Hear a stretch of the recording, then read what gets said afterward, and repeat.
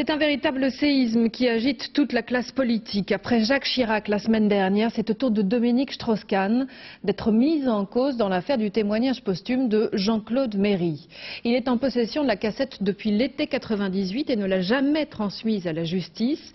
Il l'aurait même monnayée, d'après l'Express, en l'échange de sa clémence dans le traitement du dossier fiscal de Karl Lagerfeld, une transaction démentie par Dominique Strauss-Kahn.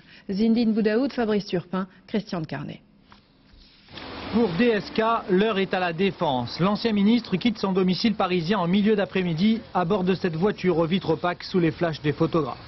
Poursuivi par les caméramens, Dominique Strauss-Kahn se rend chez son avocat. Voici la seule image de lui aujourd'hui. L'ambiance est électrique.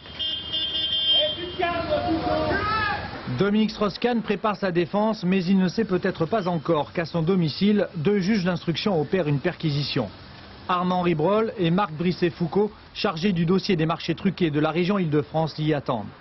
Ils sont à la recherche de la cassette vidéo de Jean-Claude Méry que DSK affirme avoir perdue. Les juges ont été mis sur la piste de l'ancien ministre par les déclarations d'Alain Belot, un avocat fiscaliste entendu à son cabinet vendredi soir. Belot aurait expliqué aux policiers avoir passé un marché avec Dominique Strauss-Kahn. La remise de l'original de la vidéo de Méry en échange d'un cadeau fiscal du ministre des Finances de l'époque au couturier Karl Lagerfeld en délicatesse avec le fisc. DSK s'en défend.